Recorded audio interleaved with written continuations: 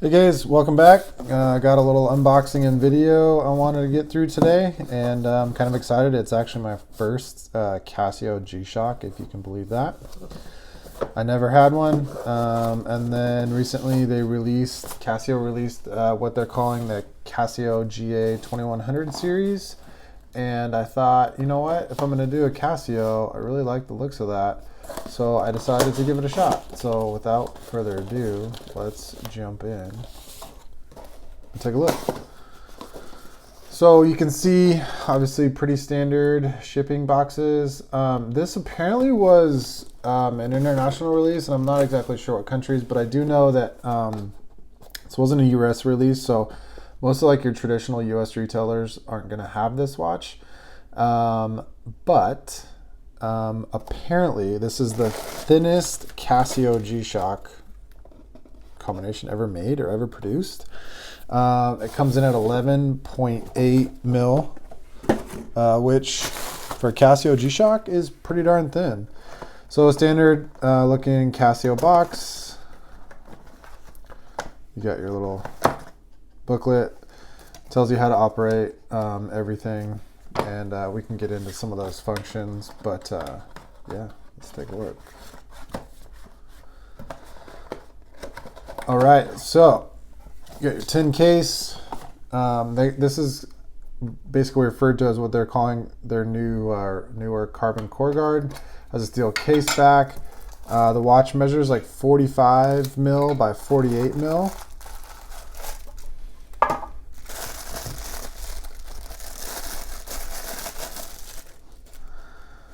And boom. It's going to be hard to see this guy because it's black. All right. Oh, it's upside down. How about that? See if this will help. There we go. Sometimes less is more. So I will say that I've been wearing this for a couple days now, and it's really fun. Obviously, it's all black. You might have to do this, scoot up a little bit.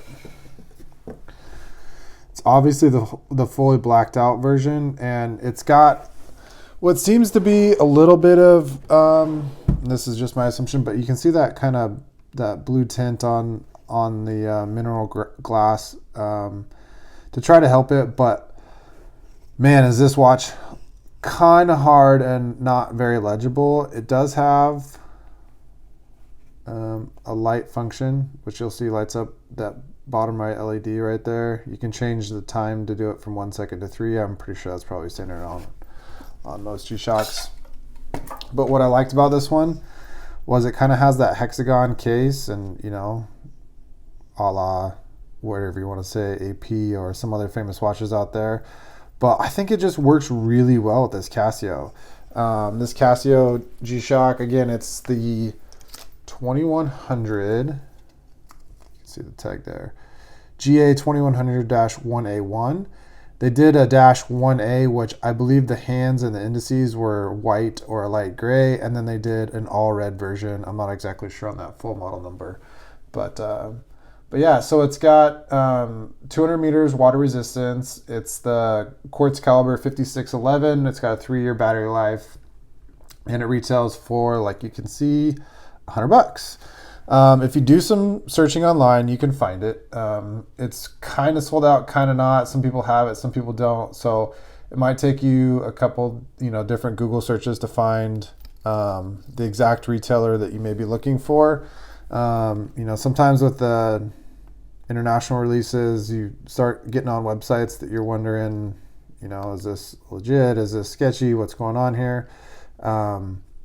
So just, do your due diligence, find it, and then kind of Google that site just to make sure that it's a good site. But like I said, I'm pretty sure you can find it. It's not super hard, but I have seen a lot of websites. The first couple I went to were sold out. So you can see it's got the carbon core guard, Japanese movement, cased in Thailand. It's got the model number 200 or 20 bar, is what they say, which is 200 mil. And the other cool thing is it's got these quick release straps. So you can see, you can just put a little tool in there. What did I do with my tool?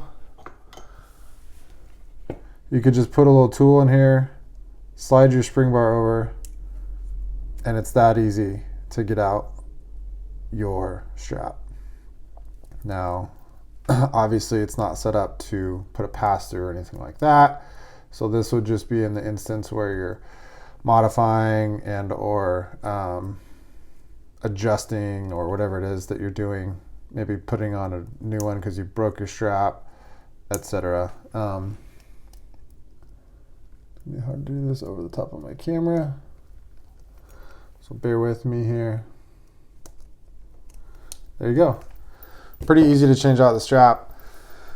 So how does it wear? It wears great. Before I throw it on wrist, let me just talk about it a little more. Like I said, you can see how it's kind of all black, which makes the legibility a little bit difficult. I wish it's not that hard. It's just like when you're out in the sunlight, even though it has some kind of, I don't know what material they use to AR coat that mineral glass, it still picks up a little bit of reflection, and because it picks up reflection and it's all black, there is not a lot of definition. It can be a little challenging to read, but damn does it look cool. Let's see here. So you got your day indicator here on the left, Sunday, Monday, Tuesday, Wednesday, Thursday, Friday, etc. You've got you got your running seconds down here on the bottom right, and then your day, your month and date here. Like I said, you've got this light button, which lights up a little LED in the bottom right. You've got your mode, which jumps to stopwatch, timer, alarm, time, and then time zone. So you can select whatever time zone you want to select. I think it's got it's probably standard for, like I said, I'm not a G-Shock guy, so I'm not used to them, but I'm sure that, this movement is fairly common in these, so you can select your time zone and you go from there. But like I said, the big selling point for this guy is kind of the new hexagonal case design, and that it's quite a bit thinner and lighter and smaller than I think most other G-Shocks made. Like I said, it's 45 by 48 by 11.8. So 11.8 for a G-Shock. That's pretty thin. And it weighs 51 grams, which when you put this thing on wrist, man, it just is gone. I'm assuming that over time, sorry, let me just put this watch on. I'm assuming that over time, the strap's gonna break in a little bit. It's a little stiff at first, and just trying to get it, perfectly how I want it. It's got a little rigidity to it, but I feel like if I get past the break-in period, it's gonna be really nice. So you can see there, fits great. I have close to a 7.5 inch wrist, and I still have 3, 4, 5 different lengths I can go out. So it'll fit a big wrist, but being that it's a G-Shock, it's obviously a bigger watch at 45, but this thing weighs nothing, so it feels great. It's got a little bit of curvature to the end of the case where the strap meets it, and it just feels great on wrist. What else? Outside of the looks and the size, obviously, material and stuff, it's pretty standard G-Shock, but doesn't that look fucking badass? I don't know, I think it looks pretty cool. So I don't know, guys, that's a short video. Just wanted to give a quick update on this guy. Really liking it. Let me know if you have any questions. Feel free to reply with any questions, comments, concerns you have. If you like the watch, if you don't. Like I said, it's my first G-Shock. I'm excited about it. I don't wear this style watch too often, but I have been wanting to wear. I have an old, I think it's called a Pathfinder. It's an old watch that I got at the one of the military bases when I was in high school, and I use that as my kind of beat around if I'm going to go hiking, or sometimes I wear it snowboarding, etc. So this will probably replace that. But yeah, guys, check it out. Like I said, it's Casio GA-2100, and yeah, subscribe, review, let me know. Thanks, guys. Later.